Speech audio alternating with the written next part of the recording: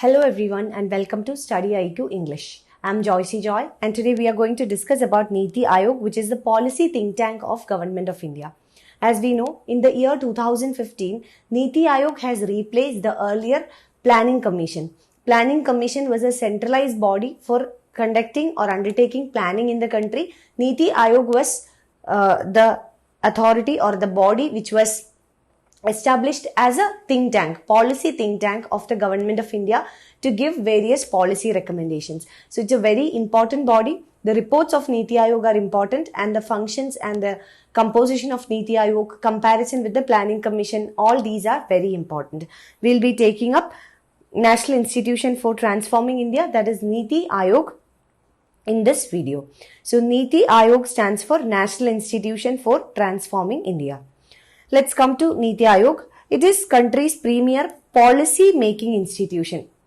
Now, by policy making, it means that it gives recommendations to the Government of India with regard to policies. How does it give recommendations? By conducting surveys, by conducting research, by conducting various studies, field studies on various issues, policy related matters, and then gives recommendation to the Government of India on these policy matters.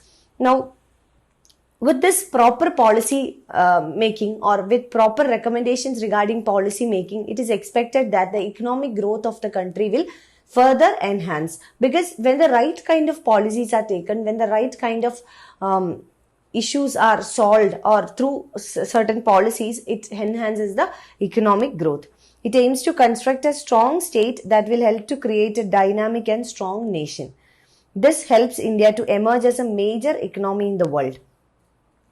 And there are two hubs. NITI Aayog has two hubs. One is Team India hub and the second one is Knowledge and Innovation hub. Now, from the term itself, it is clear what is Team India hub. Now, how does the Team India is built? It is built when the states come together. So, NITI Aayog has a component where the state governments are given representation in the NITI Aayog to consider their opinion, their issues, their problems, the recommendations from state governments, etc. So that is Team India Hub. Second one is Knowledge and Innovation Hub, which undertakes the research part of the NITI Aayog and comes up with recommendations, policy recommendations. Policy recommendations. Planning Commission was replaced by a new institution, NITI Aayog, and this was in 2015 on January 1st. So, Planning Commission was replaced by NITI Aayog. Earlier, we had Planning Commission. Planning Commission was responsible for undertaking 5-year plans in the country. And the emphasis was bottom-up approach. Bottom-up approach means from the grassroots level, from the local level, regional level, state level, and then national level. Whereas Planning Commission was a centralized body. It worked from the central level. So, NITI Aayog works from grassroots level or it undertakes a bottom-up approach, which means from the bottom, from the local regional level or local level, then to state level and then to the national level or the central level. So, it undertakes a bottom-up approach to envisage the vision of maximum governance and minimum government. Maximum governance. What is governance and what is the difference between governance and government? Government is a body and governance is what the government delivers. That is a difference. Government is a body made up of ministers or the executive or the council of ministers, whereas governance is what this government delivers. So, maximum governance and minimum government means that the government should be able to deliver more than simply being an authoritative body. That is what is called a maximum governance and a minimum government structure. And it also echoes the spirit of cooperative federalism. What is meant by cooperative federalism? In India, we follow the system of federalism. We have the central government at the top or at the center, and then we also have, in the second tier, we also have the state governments. Together, we make up a federal body. Now, cooperative federalism means the states and the central government as well as different state governments, they work in cooperation with each other. They work together in the achievement of national goals. That is cooperative federalism. So a cooperation is maintained between the federal bodies, the state governments as well as the central government. The chairman of NITI Aayog by default or ex officio chairman is the Prime Minister of the country. So Shri Narendra Modi is the chairman of NITI Aayog. It's actually chaired by the Prime Minister. So by default, he is the chairman. Vice chairman of NITI Aayog is Dr. Rajiv Kumar. From 2017 September to present, he serves as a vice chairman of the NITI Aayog. Maybe you can remember his name also, not just for UPSC. UPSC may not ask you the names, but other competitive exams may focus on names of different personalities or different positions occupied by different people. Now, coming to the objectives of NITI Aayog. What are the objectives? First one is to ensure active participation of states. That is what we said, cooperative federalism. When states participate in decision making, in policy making, in achieving the national objectives, we call it as cooperative federalism. Active participation of states to achieve the national objectives and also to provide a framework of national agenda. So that is one objective, to ensure that the states participate actively in the decision making and policy making. Second one is connected to it, that is cooperative federalism. Cooperative federalism can be ensured when the states are also made a part of decision making. That's how cooperative federalism can be ensured. To construct methods to formulate a reliable strategy at the village level and aggregate these gradually at higher levels of government. That is what we call as the bottom-up approach.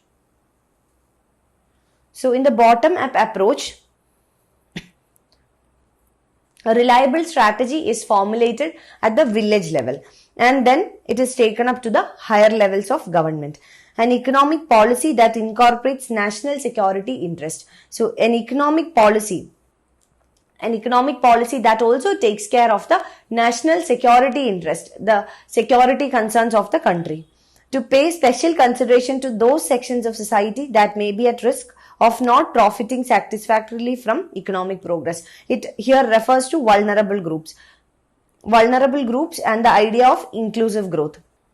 By this, NITI Aayog wants to promote inclusive growth. How can inclusive growth be promoted? Inclusive growth happens when every section of the society gets the benefit of economic growth in that country and also gets equal opportunity to participate in the economic growth process. That's when inclusive and economic growth can be ensured. Now, NITI Aayog has one objective to ensure inclusive growth. And how can that be done? That is by including everyone, especially the weak and the vulnerable sections of the society, into the growth process, and also by ensuring that the benefits of the growth are being delivered and transferred to the vulnerable groups as well. So that is how inclusive growth can be promoted. To propose a strategic and long-term policy and program framework and initiatives and review their progress and their effectiveness. To frame strategies, policies, programs, etc. and also to review whether they are effective or not.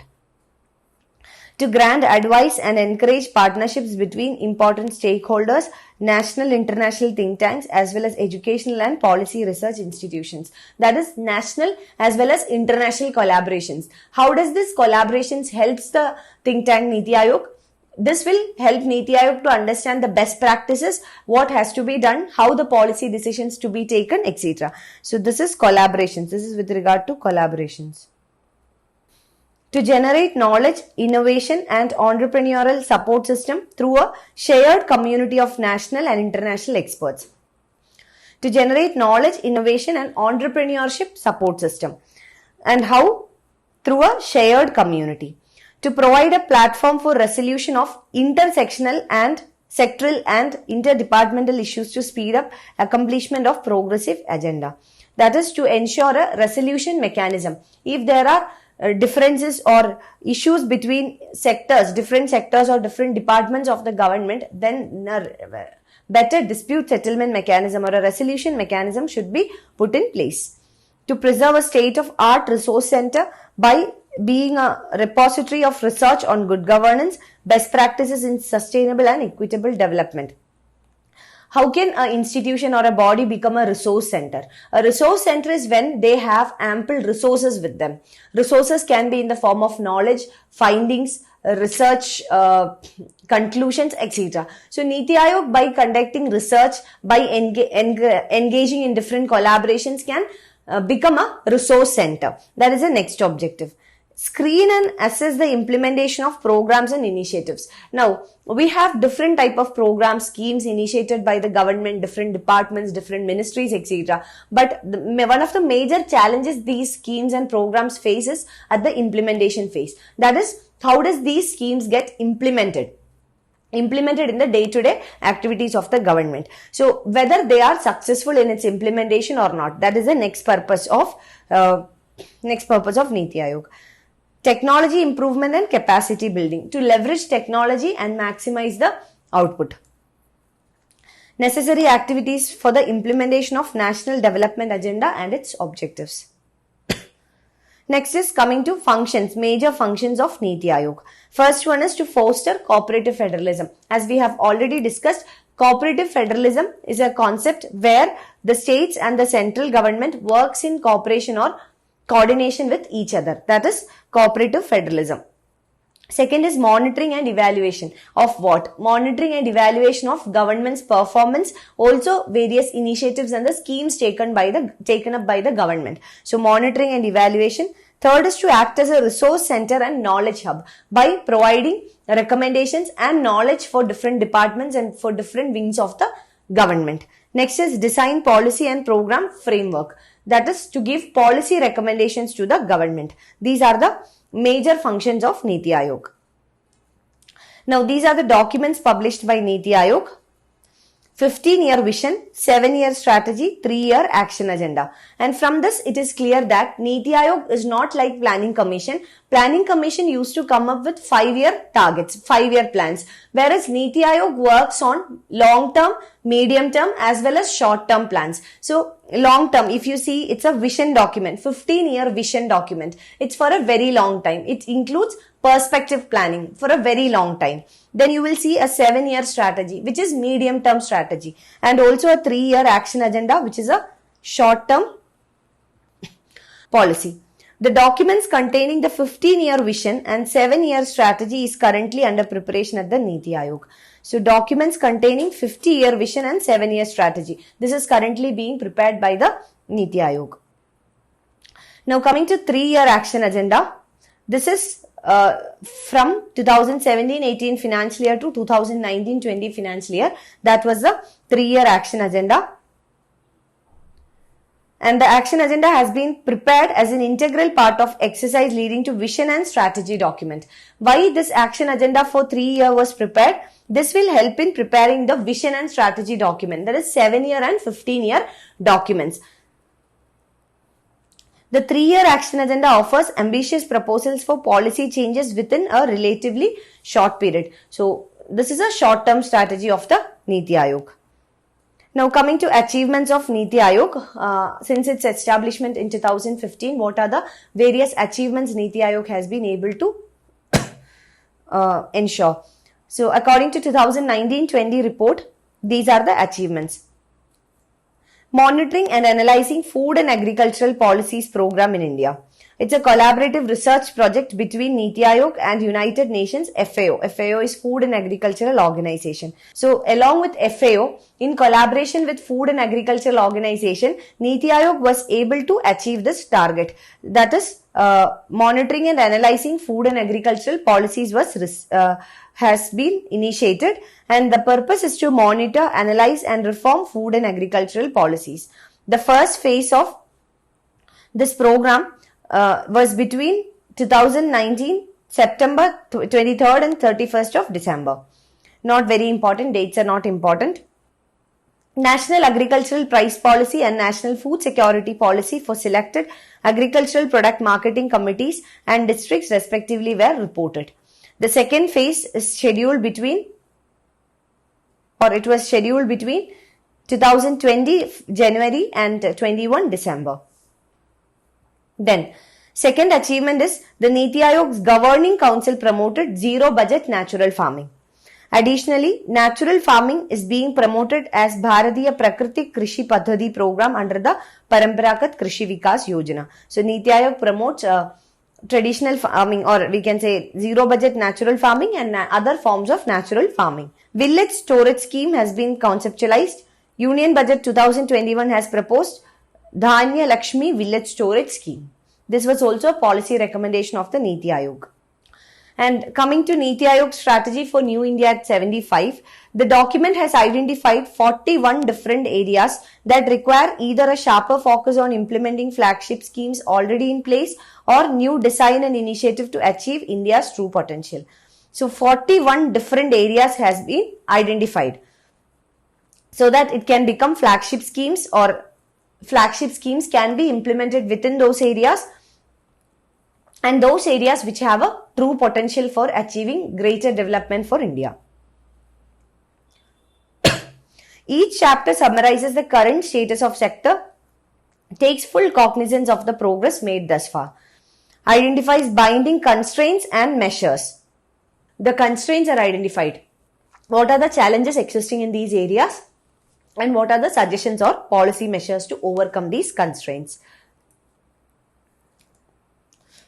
The focus is to improve policy environment so that contribution of private investors and other stakeholders can be maximized to achieve the goals set out for New India. So this is expected to create a better policy environment to achieve the target of a New India.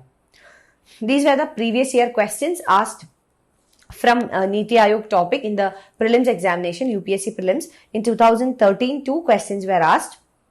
First, let us see which of the following bodies do not or does not find a mention in the Constitution. National Development Council, Planning Commission, Zonal Council.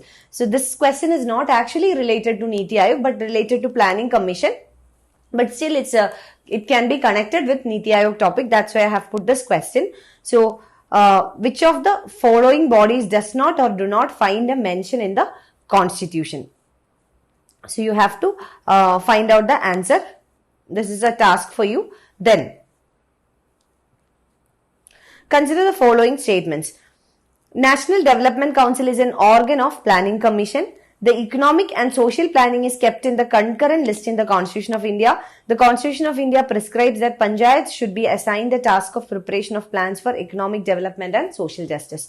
So again, 3 statements are given. These 2 questions are a homework for you. You have to find the answers for these questions, and you can comment it on the comment section. Thank you so much for watching. I'll see you with the next video.